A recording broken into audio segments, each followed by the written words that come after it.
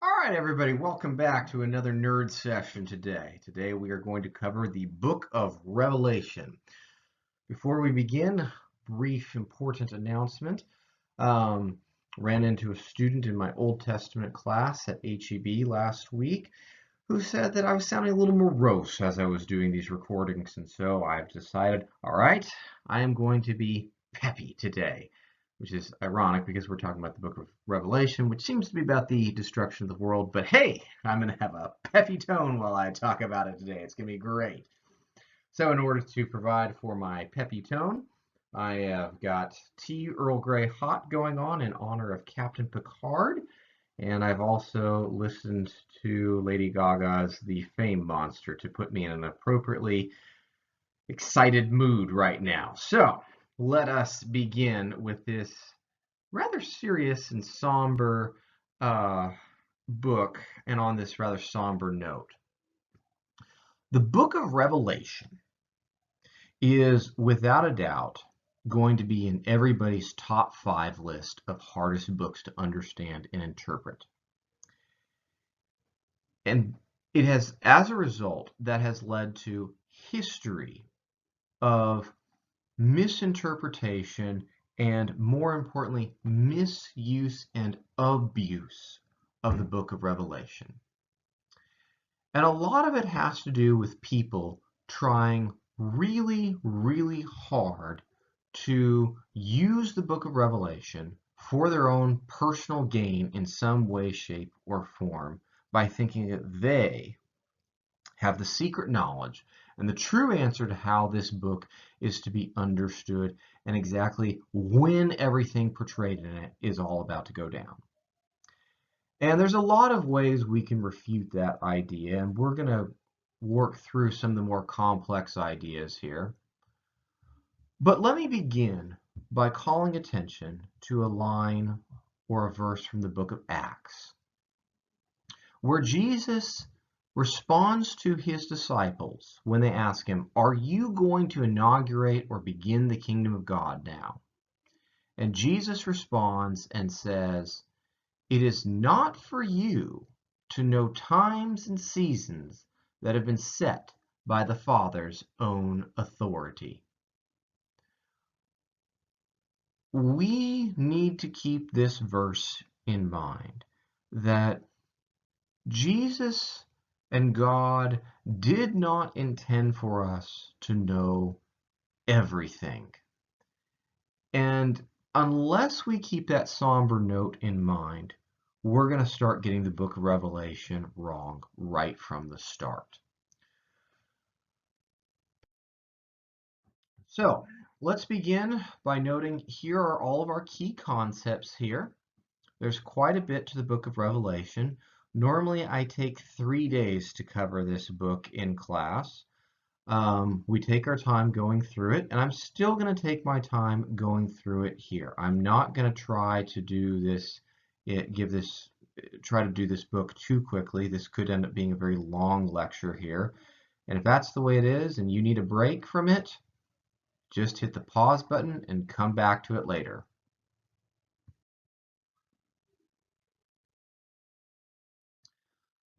So with the book of Revelation, we're going to begin with a lot of background material. I usually spend the first full day of Revelation on background material. Sometimes background material is really important in some of the books that we've looked at, like the book of Philippians. Hey, you can't understand Philippians without understanding that Philippi is a city populated by military veterans and they're all citizens. That's key to us understanding that book. Sometimes it's like, I mean, there's some background information, but it's not as big of a deal as it is. With Revelation, understanding the background to this is essential. This will help us avoid a lot of mistakes that people have made over the years by completely ignoring the background material to the book of Revelation. So first thing we want to make note of, who wrote this thing? The correct answer on the test is going to be John of Patmos. Make sure you get this of Patmos part in there. If you don't get of Patmos in there, you're going to get it wrong on the test. The reason why that is important is it tells us something about who this guy is. Now, whether this is the John who wrote the Gospel of John and the three letters to John, well, that's hard to say. That's anybody's guess. When I look at it in Greek, it's easy for me to see that the Greek in John, in the Gospel of John and the letters of John, is exceptionally different than what you find in the book of Revelation. Some people have explained that away by saying they're completely different genres, and that may be the case. Whether this is the John who wrote these other books, or whether this is a completely different John, that does not matter too much. What matters, though, is that he is of Patmos. What is Patmos? Patmos is a Roman penal colony. It is where the Romans send people that they deem a threat to the empire, but they for some reason chose not to crucify them.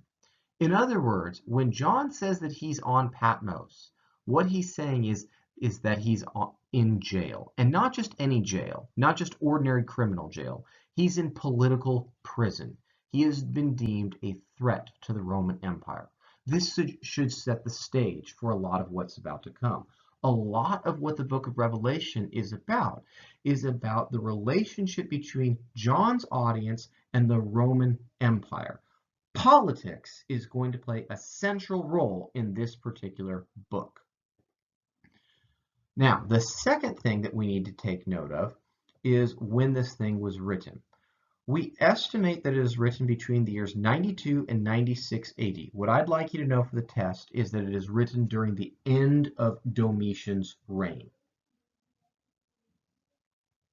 More on that in a second. We should note that this is apocalyptic literature. More on that in a second. We have no idea what the structure of this is. Well, I shouldn't say no idea. Lots of different people have come up with a structure to explain how the book of Revelation is composed, but there are enough different opinions, it's not appropriate to explore those in an introductory class, so we'll move on from that one. All right, more about Domitian here, but before we get to Domitian, we got to start before him, the Emperor Nero.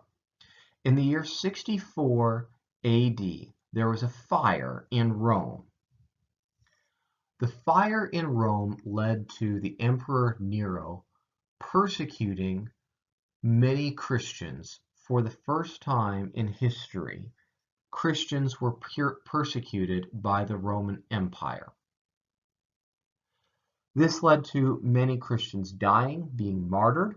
Paul and Peter are often presumed to be among the victims.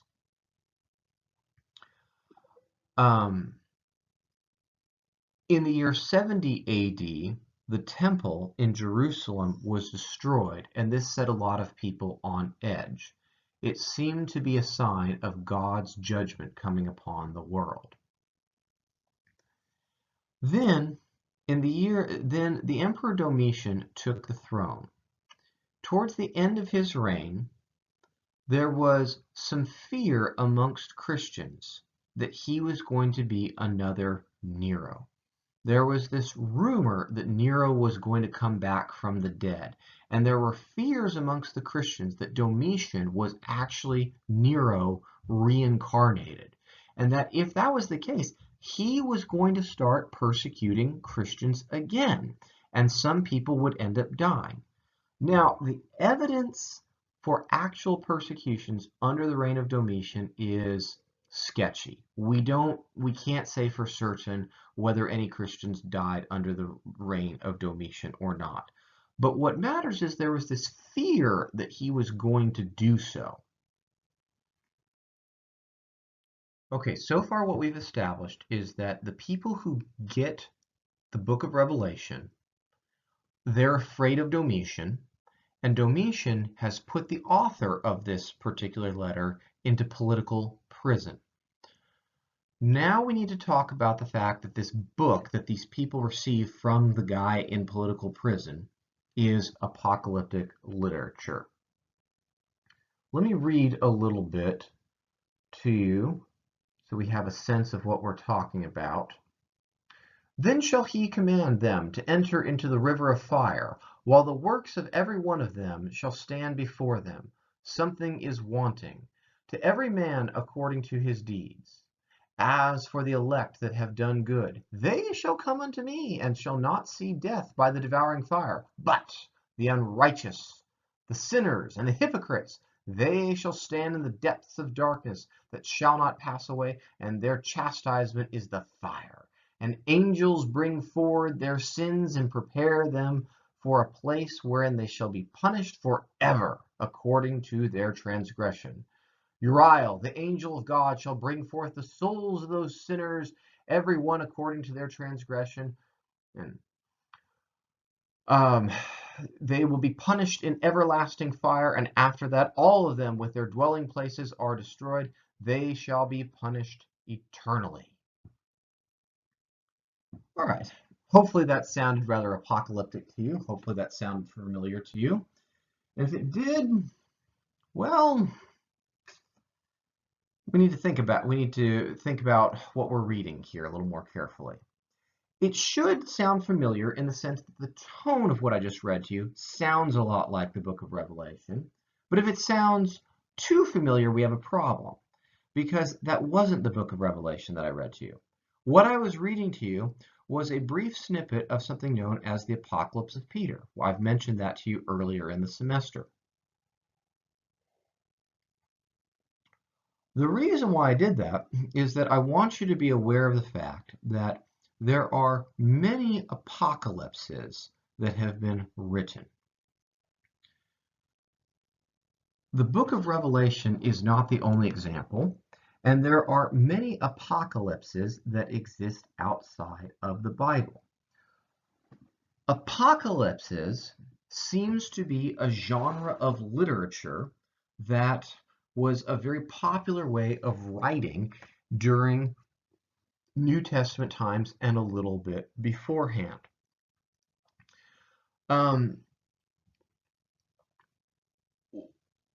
When we hear the word apocalypse, and when we think of apocalyptic literature, there are certain things that we seem to expect and anticipate.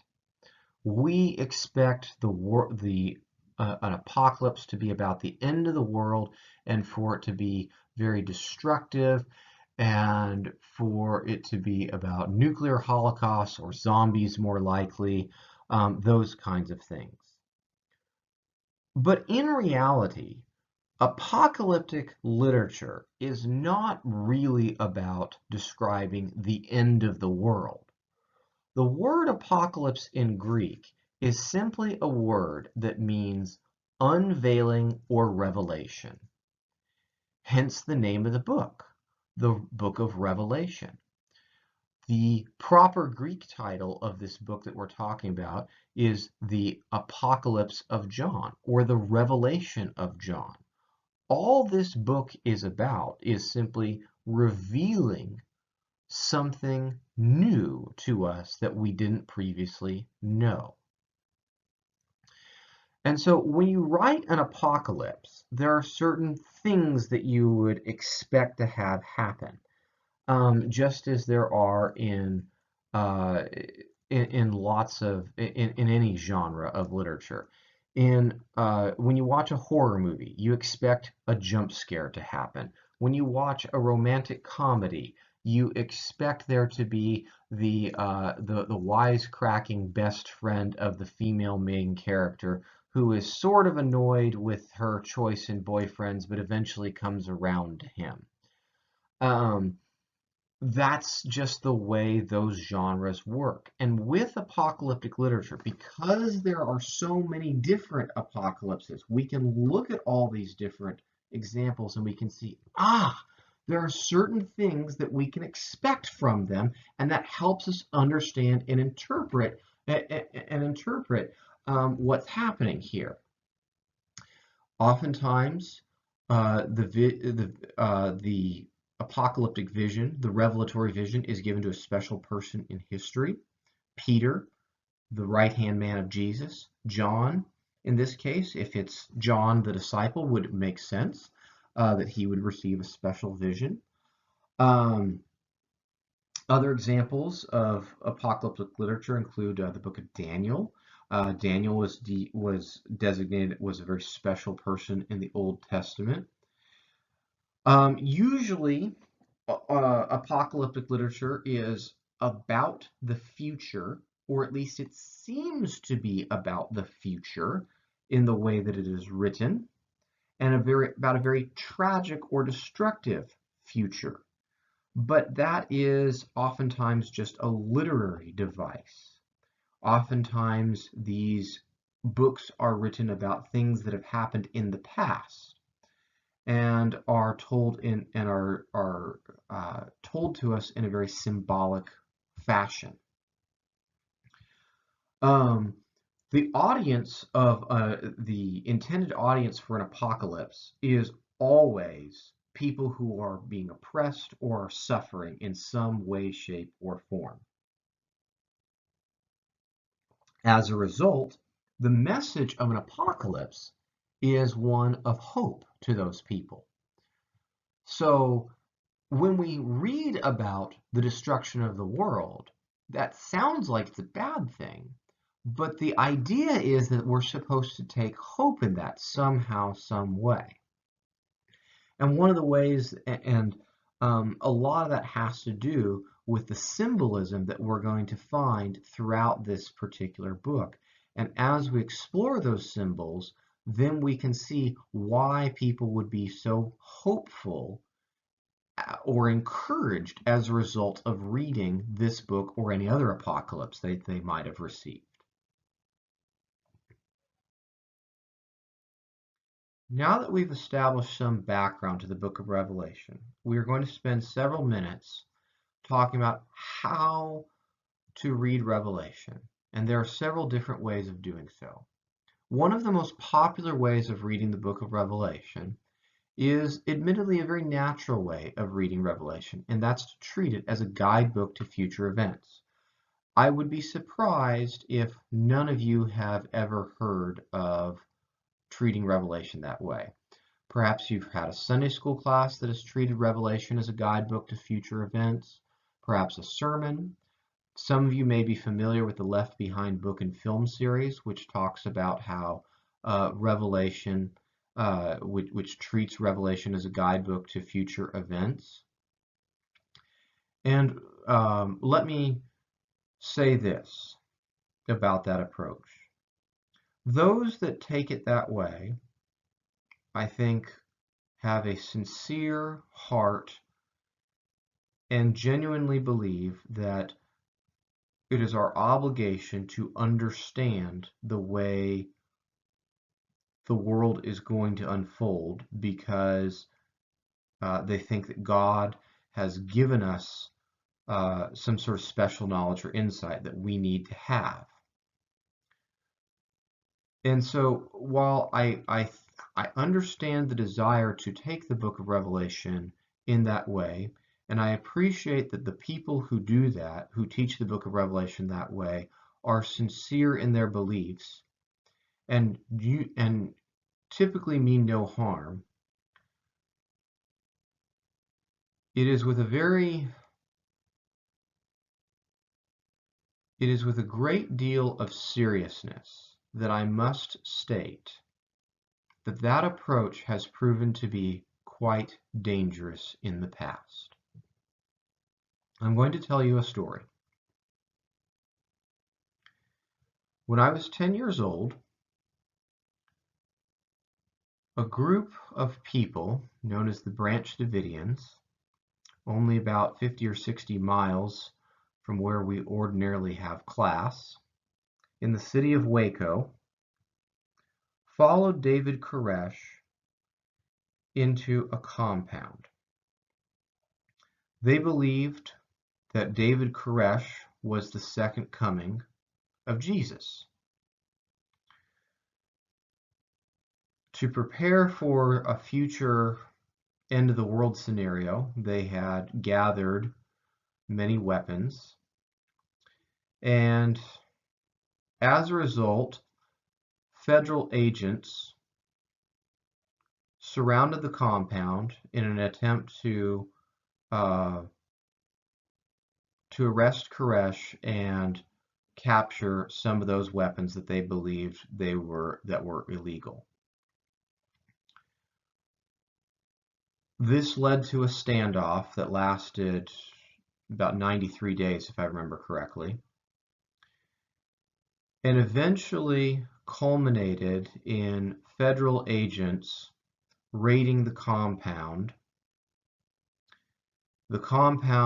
being set on fire. The compound was set on fire, and as a result of that,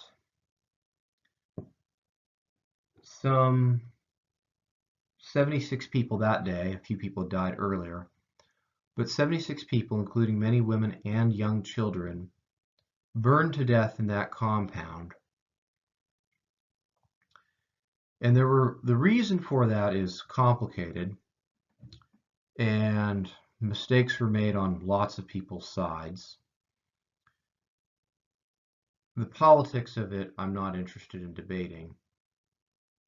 But the reason why those people were in that compound and refused to come out of that compound was because David Koresh was preaching to his followers that they were playing out the events of the book of Revelation, and that they were the chosen remnant of God, and that if they were to leave that compound, they would be surrendering themselves over into the hands of Satan or something along those lines. Because of Koresh's, and I will openly say, false teachings, a lot of people died. If we misuse and abuse the book of Revelation, people can and will die. That wasn't the first time something like that has happened, using the book of Revelation inappropriately. It won't be the last time. So when we read the book of Revelation, we need to be very careful in how we approach this. Now, to show us how seriously people who take this idea of Revelation as a guidebook to future events, you'll see from the next several slides that people have constructed very elaborate charts here. Very elaborate charts, which are called dispensational charts, which explain and create timelines of how the world is going to unfold. This one here gives us a complete biblical timeline, not a lot of detail about Revelation. This one gives us a lot of detail about Revelation. It is quite beautiful. The level of detail that goes into this is impressive to me. This one here tries to incorporate information from the book of Daniel and actually some other non-biblical books. I've actually done a little looking into this one. This one is this is from a borderline cultist, actually. This is another one here which attempts to show you the different levels of what's going on. You can see that what's going on up in heaven, what's going on up in earth, and what's going on down in hell below at different moments in time, so you get some sense of the synchronicity of what's happening. Now, this one's my favorite here, and I don't mean to... This one's my favorite because I love the comic book style font of it. But the thing that I love best about it here, and if you want to pause this and double check me on this one, there are so many exclamation points on this particular one. It just amuses me. There are at least 40 exclamation points on this particular one. Everything has an exclamation point on it.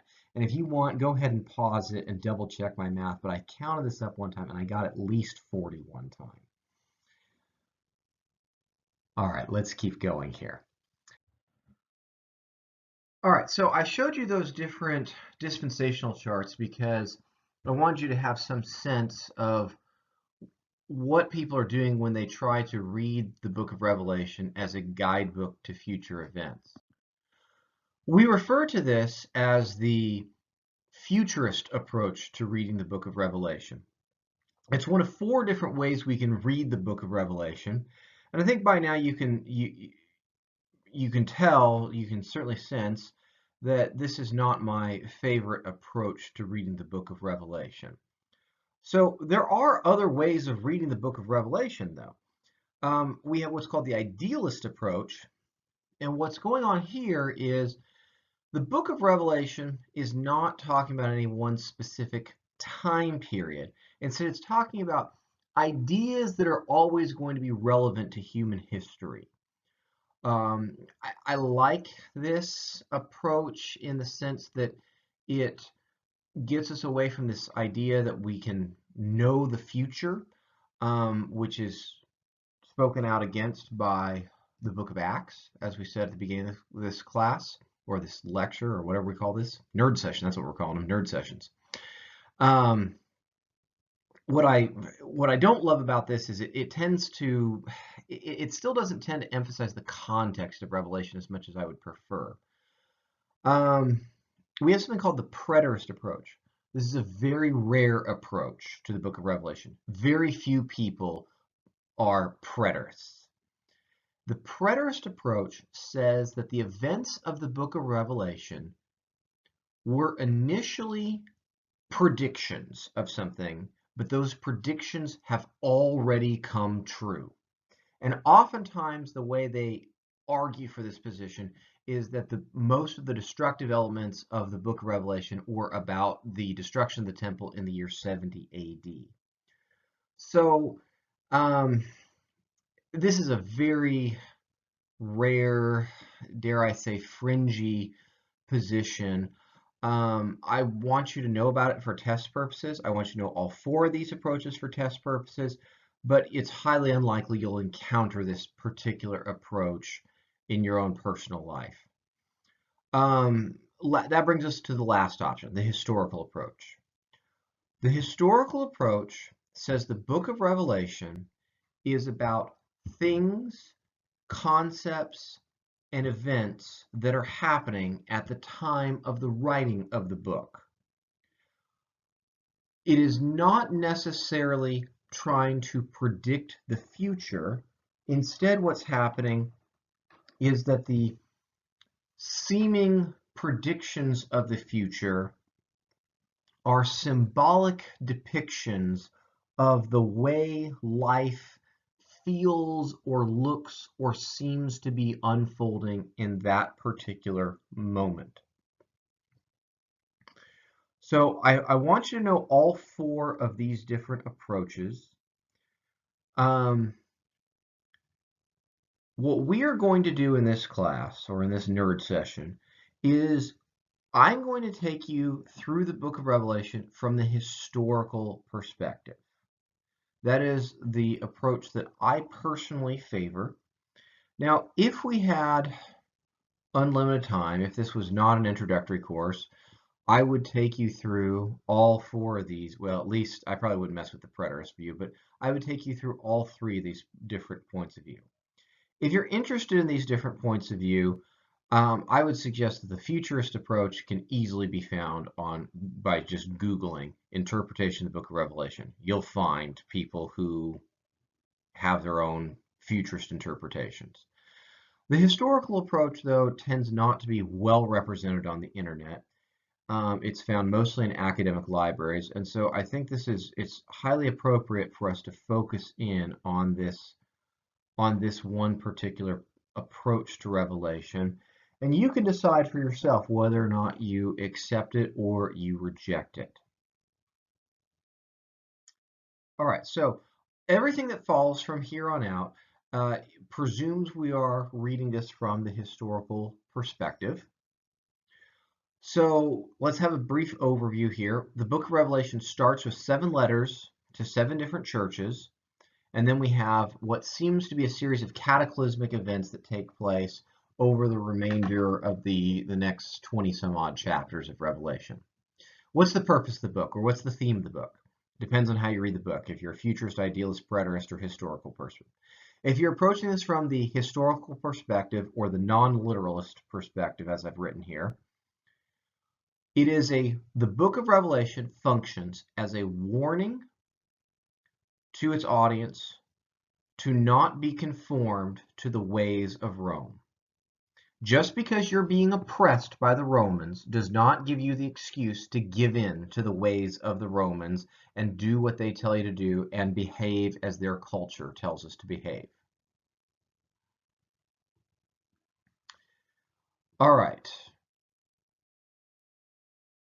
Let's begin to go through the book of Revelation step by step here. Step 1, the letters to the 7 churches. A criticism I would levy against the futurist approach is that oftentimes, although not always, oftentimes futurists tend to want to skip over these 7 letters or go through them as fast as they possibly can to get to the good stuff, the predictions of the future. And I would suggest that the book of Revelation is written so that we would read all of it. And so the 7 letters are quite important to the book. Well, what's in them? What makes them important here? Each letter is written to a particular church, and the idea seems to be that the author wants us to wants each letter to read the letter to each individual church. So although there's a letter specifically intended for the church in Ephesus, Ephesus will read the letter for Pergamum and Smyrna and Laodicea. The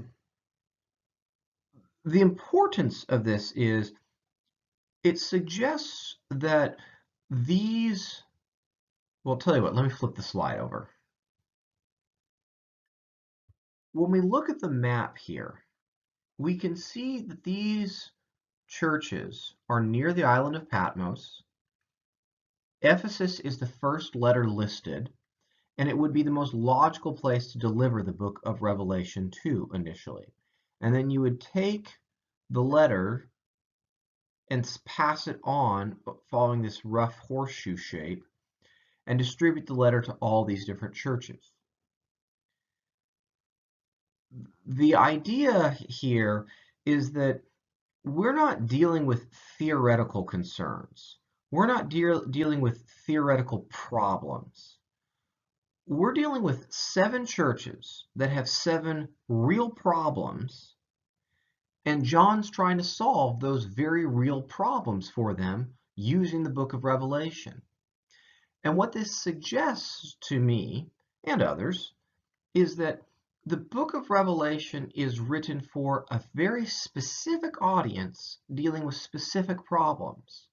And so it doesn't seem likely to us that you would write a book that has 7 letters dealing with 7 different problems to these 7 different churches, and then write the remainder of the book to be about the future, and that future doesn't have anything to do with these people.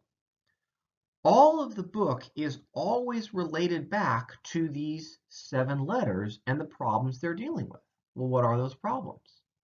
Well, on the previous slide, we noted that they were dealing with false teaching, with persecution, with complacency. And that roughly, I would say, fits in with our central theme of the book. John is encouraging these people to not give in to their complacency, the ways of Rome, to not give in to false teaching, the false teachings of Rome that we should worship the Roman emperor instead of Jesus, and that we should not give in to the persecution of the Roman Empire that would encourage us to again give up on Christianity. And so these churches are all instructed, keep fighting the good fight.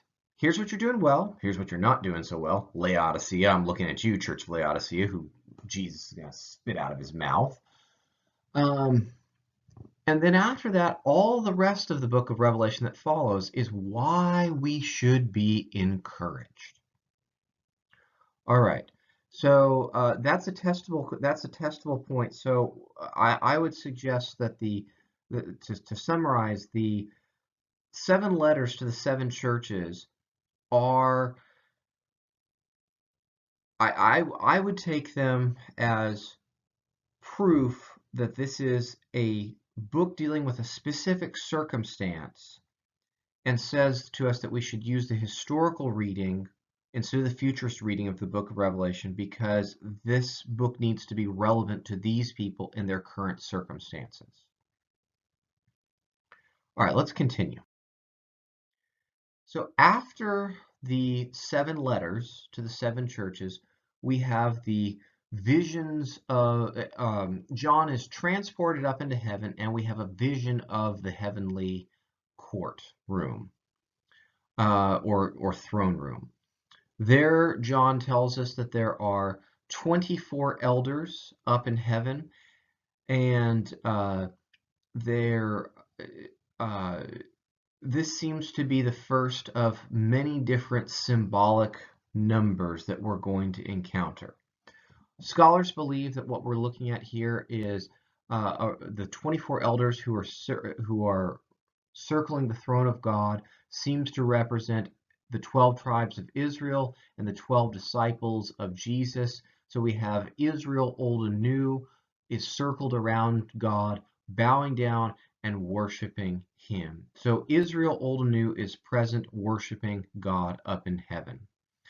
Then we have 4 living creatures whose description is remarkably similar to what's happening in the description of the living creatures from the book of Ezekiel, which is an Old Testament book.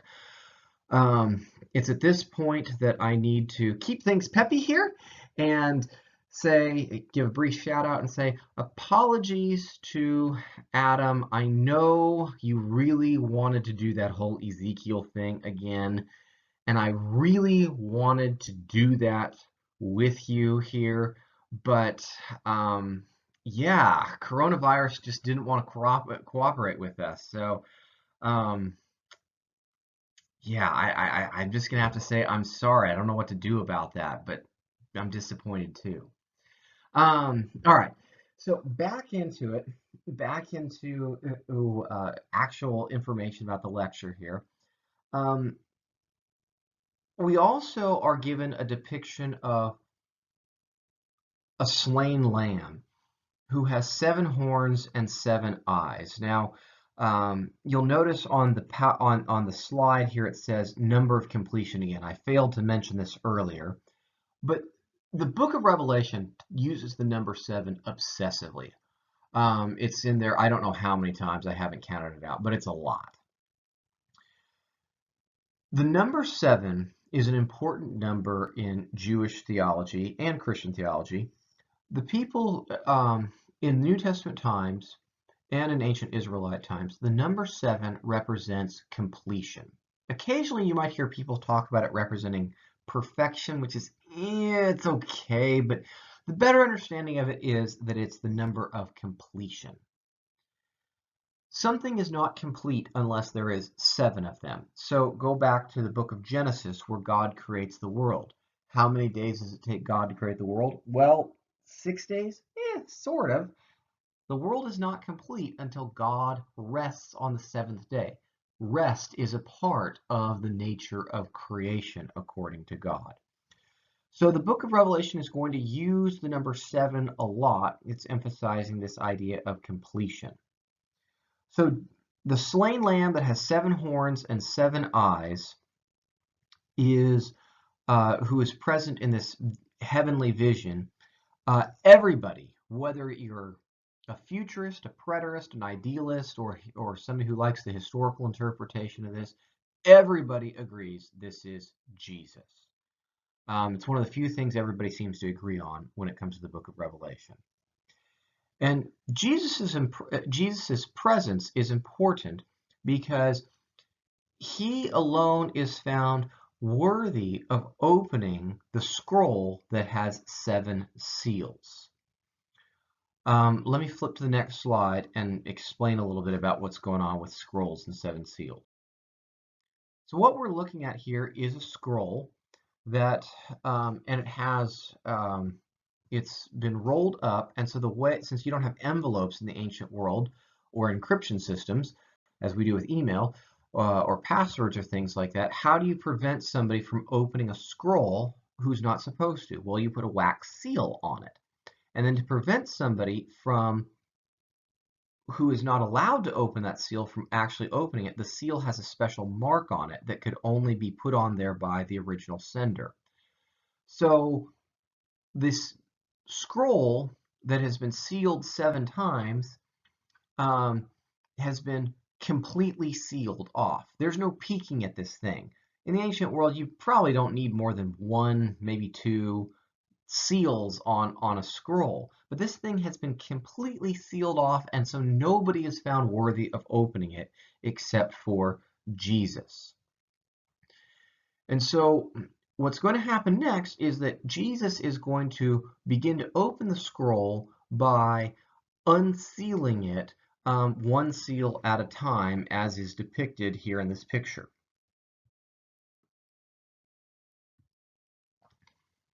So when Jesus opens the first of the 4 seals, with each seal, a horseman of the apocalypse rides forth. This is one of the more famous images from the book of Revelation. The horsemen represent various things: plague, famine, death. The importance of these riders seems to be that, well, let's look at it from a Roman perspective. The Roman Empire at this point in history is the biggest, baddest, most powerful empire in the world. The Roman legion, which is an infantry unit, is an extremely powerful military unit. Nobody in the world has figured out how to defeat it. The one thing that seems to be a threat to the Roman legions is a good, strong cavalry attack. And the people who have the best cavalry in the world at this point in history are the Parthians. This is an empire. This is an empire not far from the boundaries of the Roman Empire.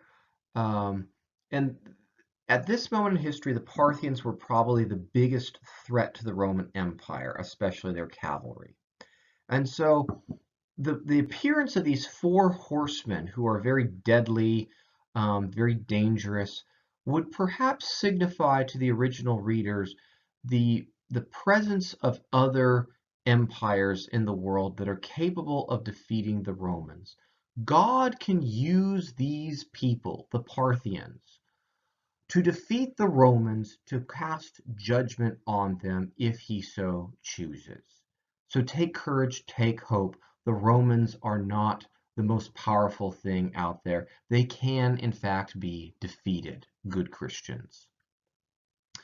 Now, after that happens, we open up the 5th seal. And the 5th seal, what happens is martyrs begin to cry out from underneath the tomb of God. Now, who are these martyrs? They perhaps represent people who were killed by the Roman Emperor Nero, and they cry out for justice, calling God to give them justice for their deaths. And they are told that they will have to wait a little bit longer, but they will receive their justice for their unjust deaths. At this point, the book of Revelation, the opening of the 7 seals, is certainly strange, but it's not over the top yet. When we open the 6th seal, things get pretty crazy here. Let me read you a selection here. By the way, I left all of my Bibles in quarantine at my office before we got the shelter-at-home order. So the only Bible I have left at home is actually my mom's Bible, which is an older translation. So if some of this sounds a little bit different to you, well, that's because it is an older translation. It's not a very, but anyways, it still works, gets the job done. So Revelation chapter 6, verse 12. When he opened the 6th seal, I looked, and behold, there was a great earthquake, and the sun became black as sackcloth, and the full moon became like blood. and the stars of the sky fell to the earth as the fig tree sheds its winter fruit when shaken by a gale. The sky vanished like a scroll that is rolled up, and every mountain and island was removed from its place.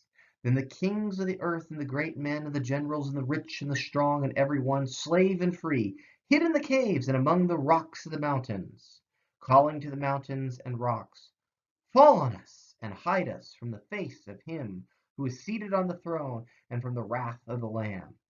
For the great day of their wrath has come, and who can stand before it?" That's pretty crazy stuff. Um, Incredible things are happening here. Stars of the sky are falling onto Earth. Islands are being removed. If the book of Revelation is primarily about the destruction and the end of the world, we could end it right here. If the stars of the sky fall onto the Earth, Earth is going to be destroyed. There is nothing left. One single star would be enough to wipe out the planet, let alone multiple stars. The point here is not so much to depict destruction, but to depict the incredible power that God has in comparison to the kings of the earth. God displays his magnificent power by being able to control all these incredible natural phenomena. And as a result, the kings of the earth, they run away because they know they can't stand up to the God that the Christians worship. And so they beg nature to protect them from this seemingly tiny little lamb who couldn't hurt a fly. But the idea here is to express that, look, dear Christian,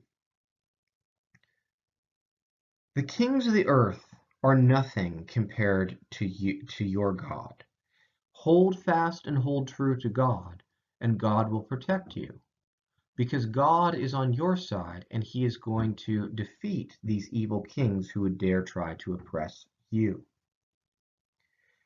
And so the book of Revelation is going to continue on, despite the fact that we have this, what seems to be an extremely destructive moment. Because probably this is meant to be taken metaphorically or symbolically, emphasizing God's power over and above that of the kings of the earth.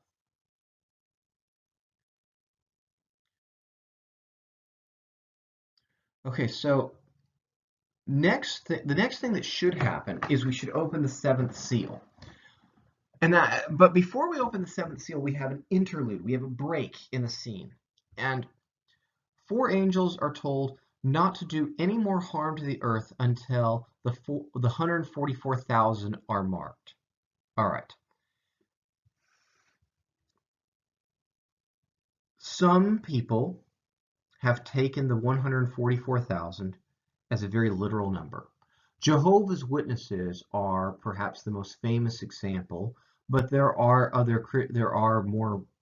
Christian pastors who have taken this number very literally.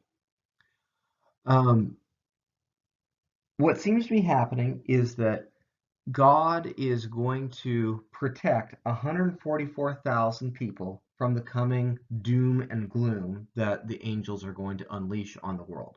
Never mind the fact that we have already unleashed quite a bit of doom and gloom in the previous seals. I would suggest that the 144,000 is yet another symbolic number. Symbolic numbers can be understood in terms of multiplication.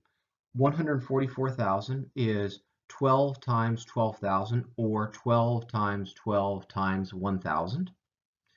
The number 12 represents Israel, either Israel Old or Israel New. The number 1,000 or 12,000 probably represents is probably used in the same way that we use numbers like million and billion today. We like nice big round numbers that are multiples of 10 to communicate a very large colossal number.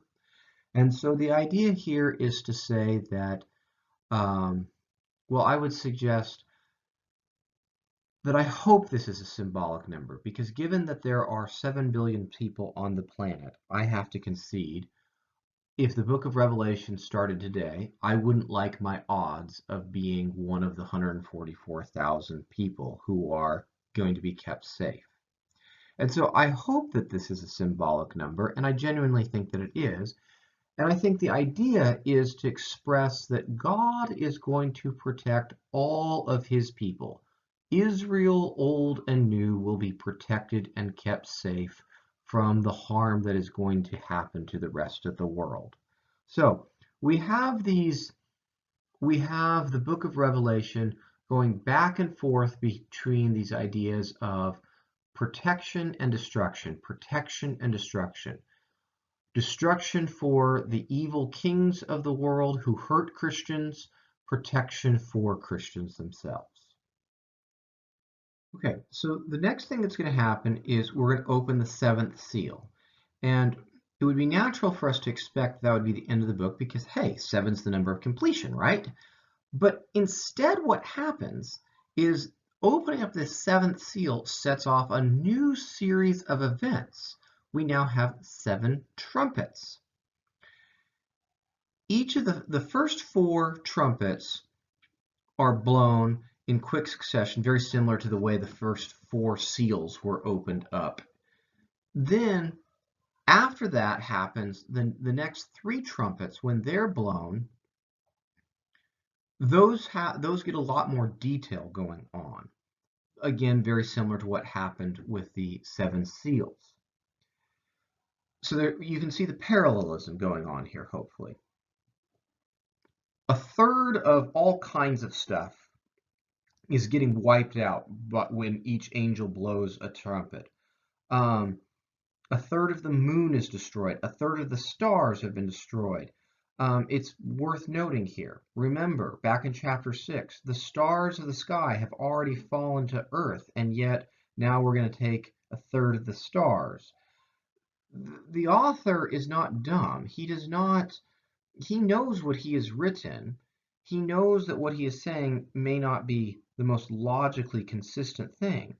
But he's not concerned with that because he's trying to symbolically depict God's power. And so God is able to destroy a third of the sun, a third of all the ships of the world, a third of the mountains of the air, of the land, all those kinds of things. And by saying that it's 1/3 of something, the author is telling us this is only the beginning, folks. God has more judgment in store for us. So we'll see what happens next. So now what happens is after we have 6 trumpets are blown, in the midst of what is called the second woe, we have another interlude.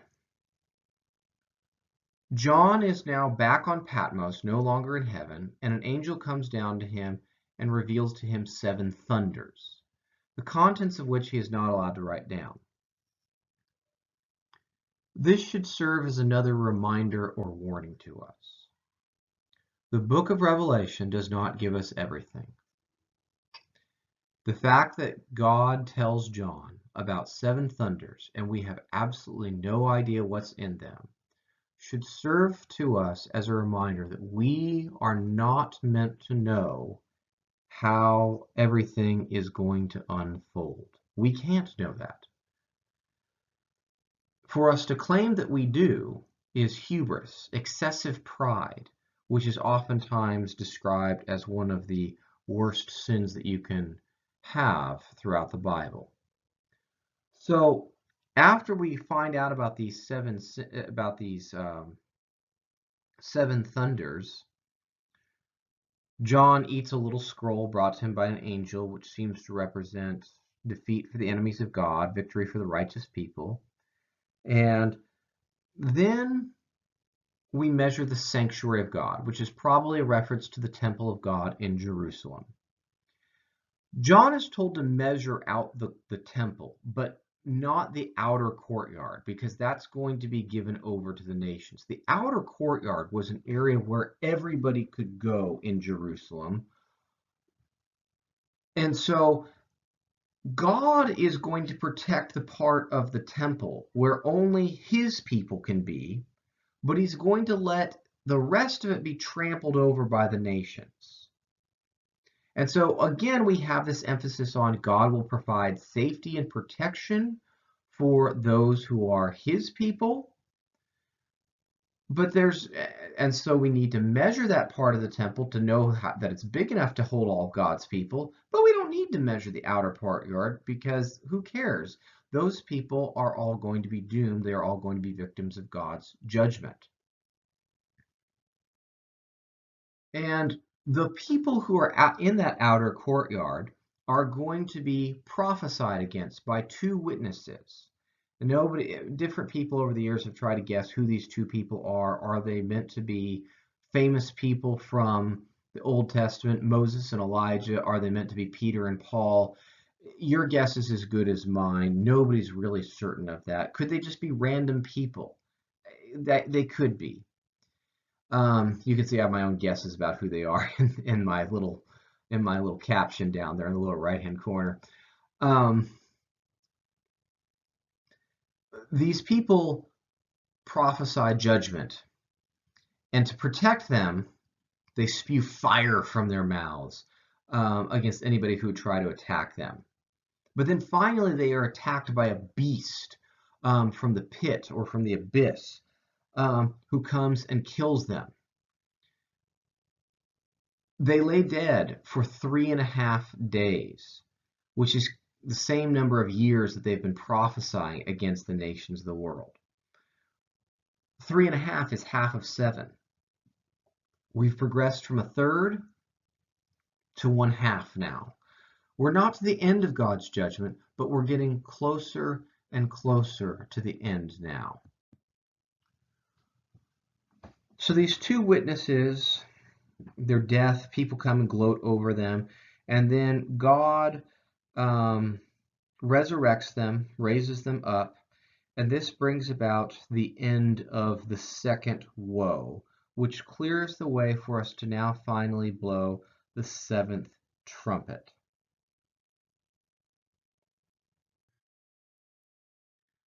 When the 7th trumpet is blown, a moment of completion happens. The angels declare that the kingdom of the world has now become the kingdom of God. The kings who rule the world are no longer in control. It is God who rules the world. We have more of these political overtones going on. Reminders to the oppressed people who are reading this book. We don't really live in a world that is run by the kings of the world, by the politicians of their day. Instead, we live in a world that really belongs to Jesus and so is really called the kingdom of God. But the powers of the world are not going to give in easily to that. And so the scenes continue on. So after the 7th trumpet blows, after the kingdom of the world becomes the kingdom of God, and the world decides it's not going to give up easily, we're presented with a scene of a woman giving birth to a child, and she's about to be devoured by a dragon. Now, it's easy and natural for us to see and understand this as a depiction of Mary giving birth to Jesus, and then him being attacked by Satan, perhaps in his temptation experience. And that's a very easy, natural reading of this, but it doesn't quite fit probably with all the imagery that we're presented with. The woman has a crown of 12 stars.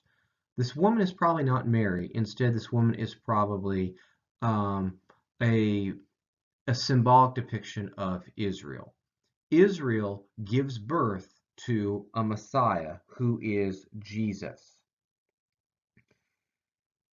she is attacked by the dragon, who is Satan. This is another one of the few things that everybody agrees on. Everybody agrees that the dragon is Satan.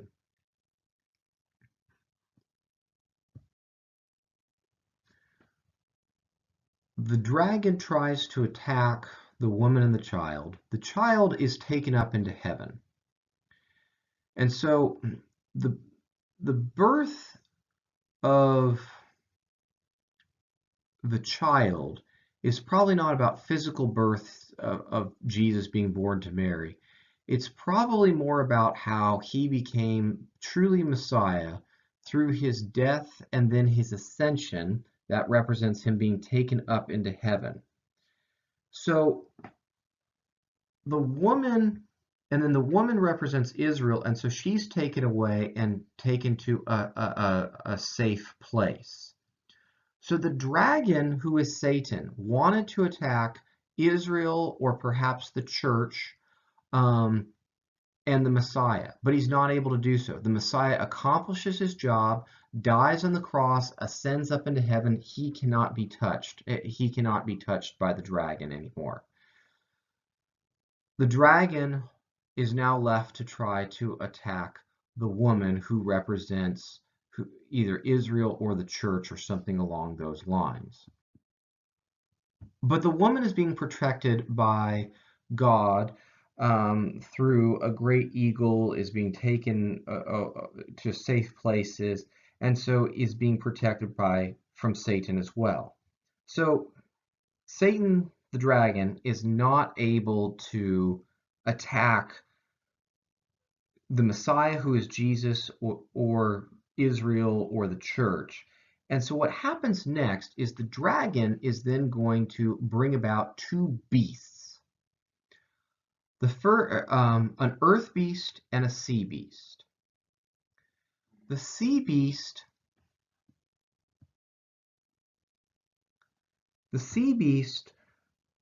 probably represents the Empire of Rome, or Roman empires and emperors in general.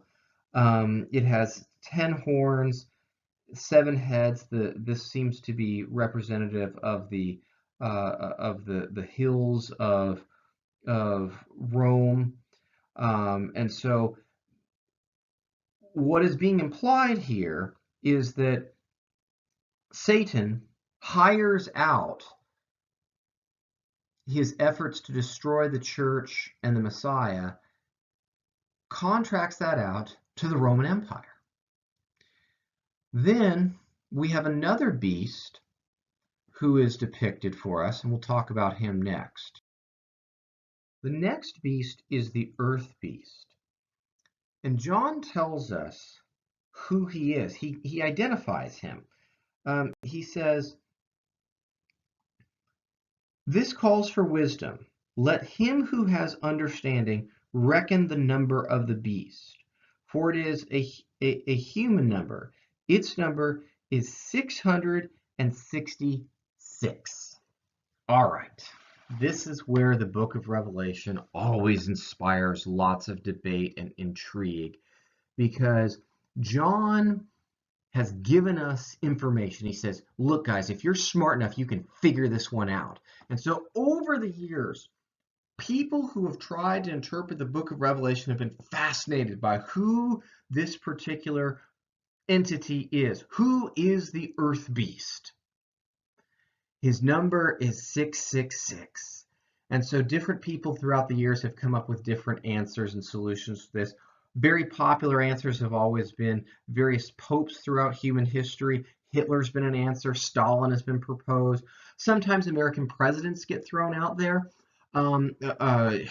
There's a brief period of time where people predicted that George Bush was the earth beast. Let me explain how this works. I'm talking about the second Bush. So George, that has 6 letters in it.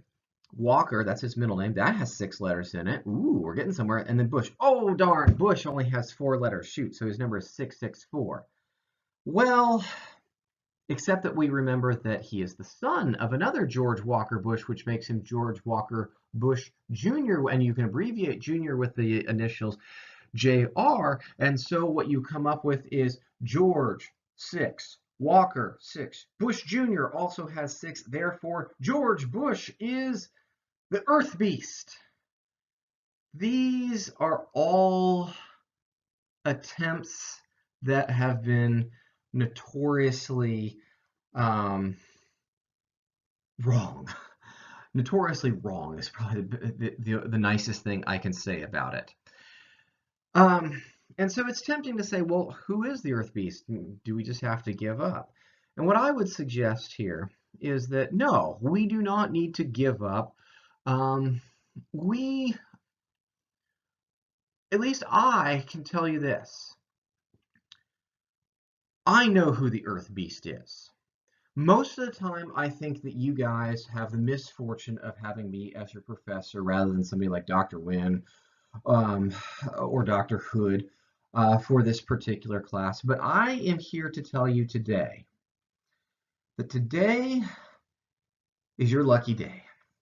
Because I alone, not Dr. Hood, not Dr. Wynn, not Dr. Crawford, nobody else, I alone am able to reveal to you today, at this very moment, the true identity of the Earth Beast.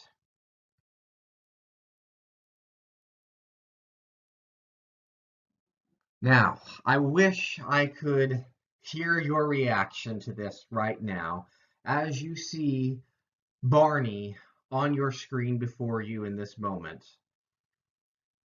Barney is the Earth Beast. And some of you are like, okay, Wickham, whatever. To which I say, you doubt me? I find your lack of faith disturbing. Let me prove it to you. What is Barney? Barney is nothing more than a cute purple dinosaur. Now, the original prediction of the Earth Beast, as you guys know, is made in a Roman context. And so the Roman Empire speaks Latin, and in the Latin alphabet, you do not have the letter U. So you could not write cute purple dinosaur in the ancient world the way that we have written it today. The way you would have to write it would be like this. You would have to replace the U's with V's. So that's how you would write cute purple dinosaur right there. Now, you guys probably also know that in the Latin alphabet, certain letters stand for certain numbers, but not all letters have a numerical equivalent. So what we can do is we can go through cute purple dinosaur and we can eliminate and remove all the letters that do not have a numerical equivalent, as we've done here. So what we're left with is we've got C, two V's, an L, a D, an I, and a V. And so you put that into this chart here. What you see is that C equals 100, V equals 5. We've got another V equaling another 5. L is 50, D is 500, I equals 1, V equals 5 again. And then you add all those numbers up, and then you get 666. Therefore, Barney is the Earth Beast.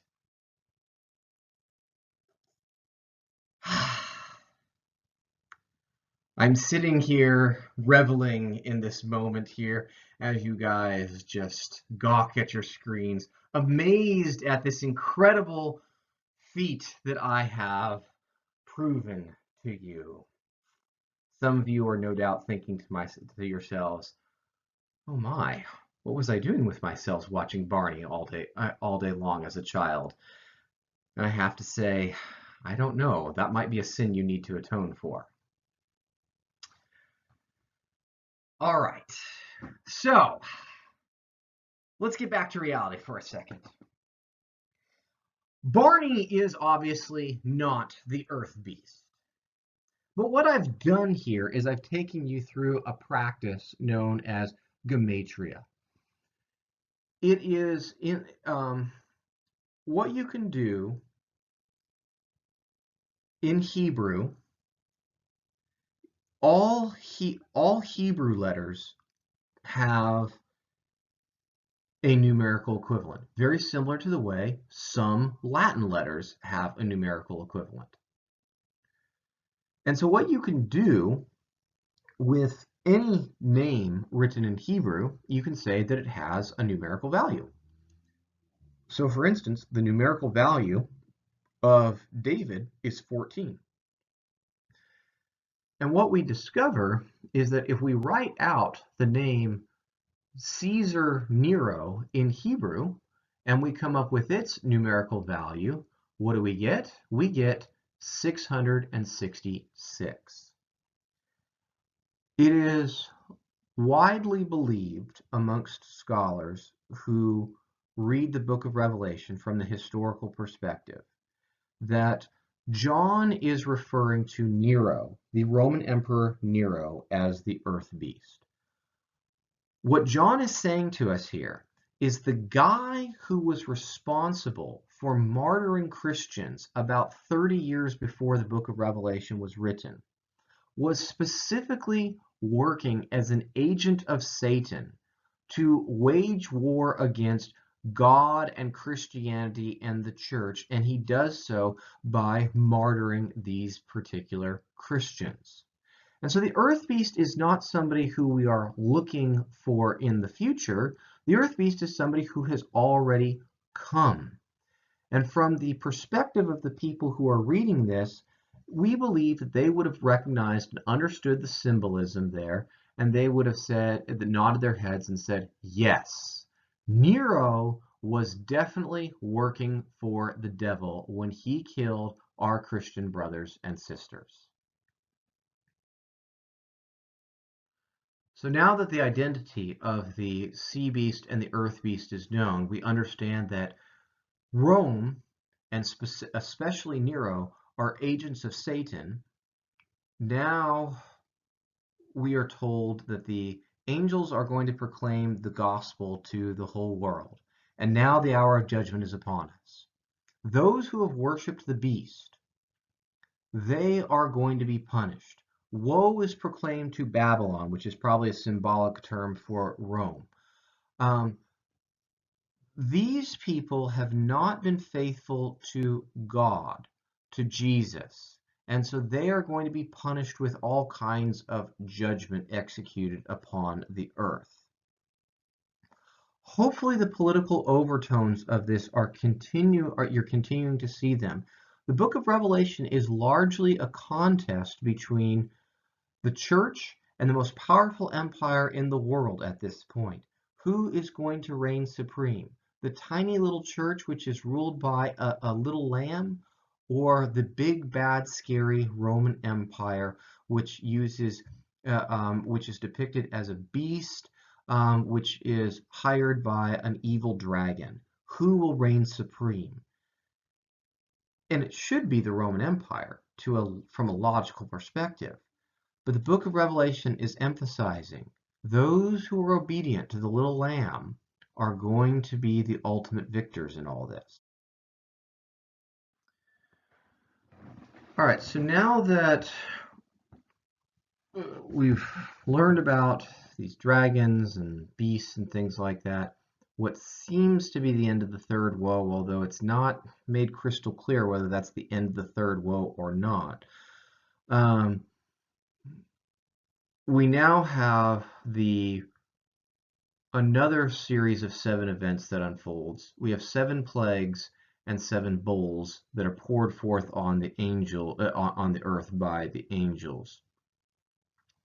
The most noteworthy of all these bowls that are poured out is the 6th bowl, in which the forces of evil gather to fight the battle of Armageddon, which you oftentimes think of as going to be this incredible scene of this great battle between the forces of good and the forces of evil, in this final cataclysmic scene, like you would see at the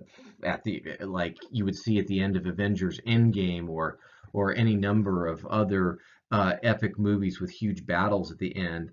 And the book of Revelation kind of says, meh, not interested. It says the battle's going to happen, but it doesn't really describe what goes down. Instead, it just pours out another bowl out and destroys Rome and says, yeah, we're good. God's got this one.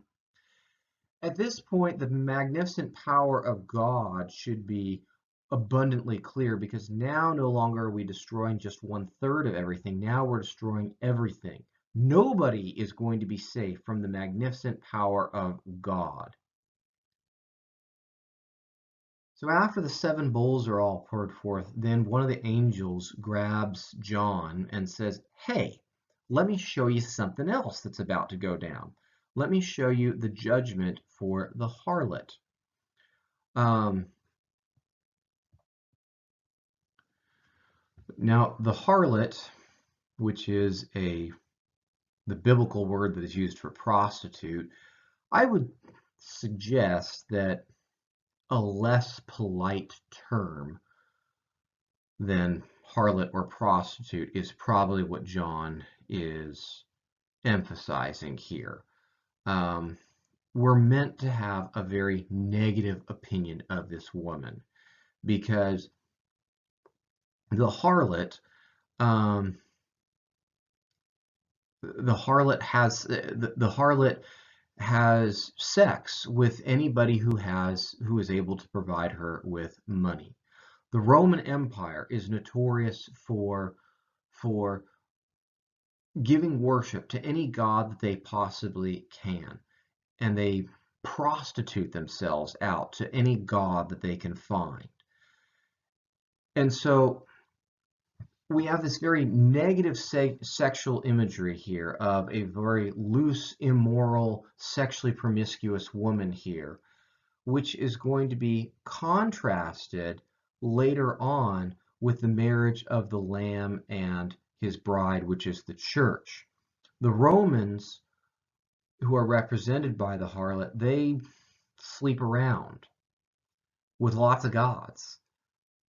But the Lamb and his bride, which is are faithful to one another. And by being faithful to one another, we have this positive depiction of sexual faithfulness to one another here. Now, I'm not trying to suggest a sexual relationship between Jesus and the church. This is where we have to think very symbolically here. The idea here is more of the sense of faithfulness between the Lamb and the church, and the lack of faithfulness between amongst the Romans here. So we are warned. Don't be like the Romans. They get judged for their promiscuous behavior. Instead, be like the church. Be faithful to the Lamb, who is Jesus. And this is going to be foreshadowing for what's going to happen at the very end of the book, which is going to be another marriage scene, if you will. Because now we come to the very end of the book of Revelation at long last. We have more depictions of Christ triumphing over the enemies of God, Christ reigning over the world for 1,000 years, the satanic dragon being shut up in a pit for 1,000 years. These numbers are, again, probably not to be meant to be taken overly literally, and instead meant to depict the fact that God is in control of things for a great long period, and is able to control the evil dragon for a great long period of time. Then when the end of the world finally does happen, the dead are going to be judged according to what is written in the book of life. If you have been faithful to God, you will receive your reward. And if you have been a prostitute to other gods, like the Romans, you're going to find your fate is going to be similar to that of the satanic dragon, who is shut up in a pit, separated and apart from God. And then in the very final scene of the book of Revelation, the New Jerusalem, a beautiful city made of gold and all kinds of expensive jewels of all kinds, descends down upon earth. And we see that God's purpose in destroying earth so many times over and over again throughout the book of Revelation has never been to say earth sucks and has to be gotten rid of. Instead, all it has been doing is clearing a way for the marriage of heaven and earth. As the new Jerusalem descends down upon the earth, heaven and earth will become married, just as the church and Jesus are married now in the present age. In the future age, heaven and earth will become married and united.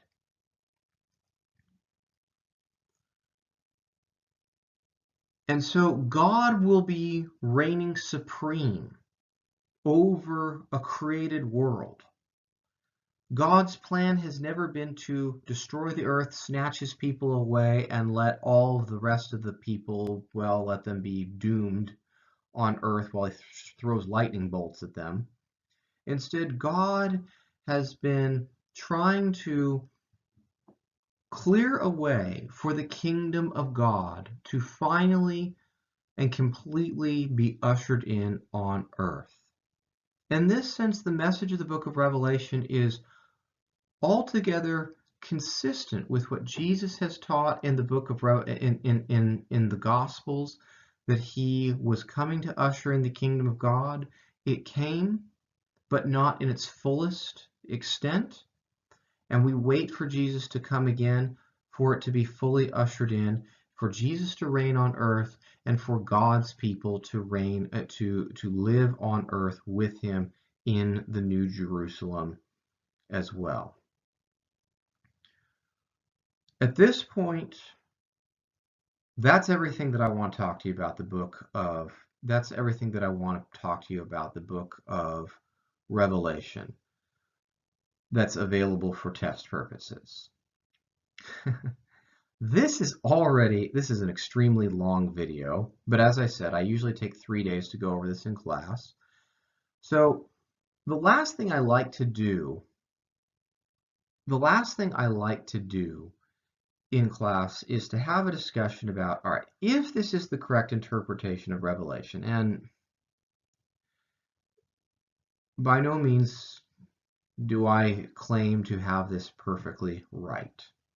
This is my best attempt to understand it through years of reading through commentaries and graduate school and things like that. This is my best effort at it. If this is the correct interpretation of Revelation, or something along these lines, if this is the general thrust of how we're supposed to read Revelation, what does it mean for us today? And I'm not going to do that now. And so what I think I'll do is I'll make a separate video to try to discuss that and let you guys watch that at your own pace, because I think it's important, but I also think that you're probably tired of listening to me at this point, and I'd rather give you guys a break from this and let you come back and listen to why I think this is important some other time. All right, so that's enough for now. Talk at you again later. Hope this was at least reasonably peppy while still being somber and serious. If you have questions about this, please email me. Don't just be frustrated by this. I will talk to you guys again soon.